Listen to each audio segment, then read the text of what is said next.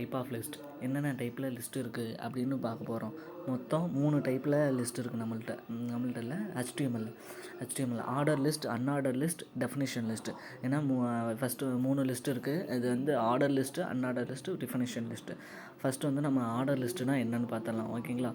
Order லிஸ்ட்டுனா இப்போ ஒரு laptop நீங்கள் வாங்குறீங்க. லேப்டாப் நீங்கள் அசம்பிள் பண்ணுறப்ப ஒவ்வொரு ஸ்டெப்பாக தான் பண்ண முடியும். எடுத்தோடனே நீங்கள் பேட்டரியை மாற்றுறது, இது மாற்றுறது அப்படின்னு மாற்றக்கூடாது.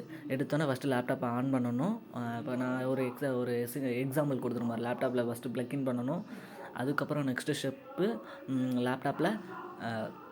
லேப்டாப் ஓப்பன் பண்ணிக்கிட்டோம். அடுத்து next step laptop power button on பண்ணணும். இந்த மாதிரி ஒவ்வொரு ஸ்டெப்பாக பண்ணுறது தான் ஒவ்வொரு ஸ்டெப்பாக பண்ணுறது தான் ஆர்டர் லிஸ்ட்டு.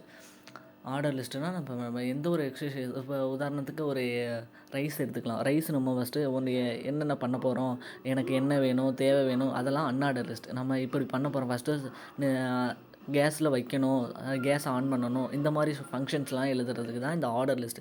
எந்த ஒரு ஃபங்க்ஷன் எழுதணும்னாலும் உனக்கு ஆர்டராக எழுதணுன்னா அதுக்கு ஆர்டர் ஃபங்க்ஷன்னு ஒன்று இருக்குது. இதோட எக்ஸசைஸ்லாம் பின்னாடி வர கிளாஸஸில் பார்க்கலாம் வாங்க.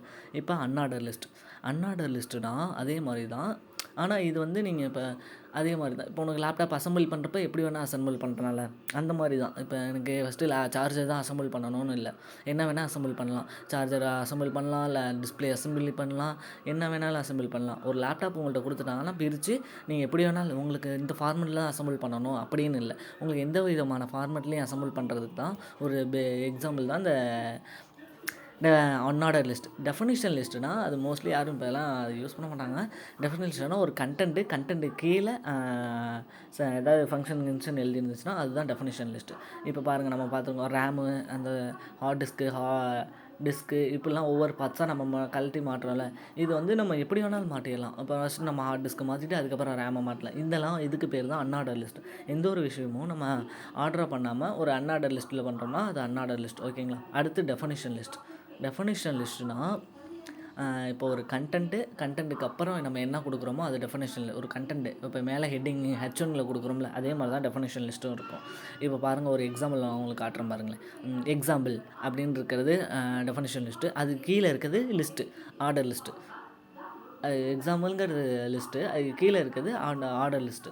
இந்த மாதிரி தான் நம்ம யூஸ் பண்ணுவோம் அந்த டெஃபினிஷன் லிஸ்ட்டு.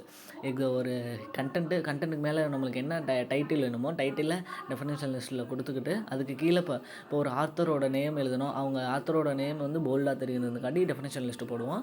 அதுக்கு கீழே அவர் என்ன சொல்லியிருக்காரோ அதை வந்து லிஸ்ட்டில் போடுவோம். இந்த மாதிரி தான் நம்ம டெஃபினிஷன் லிஸ்ட்டில் போடுவோம். ஓகேங்க. நாளைக்கு இன்னொரு வீடியோவில் பார்க்கலாம். மறக்காமல் நம்ம சேனலை சப்ஸ்கிரைப் பண்ணிவிட்டு அந்த பெல் பட்டனை கிளிக் பண்ணுங்கள்.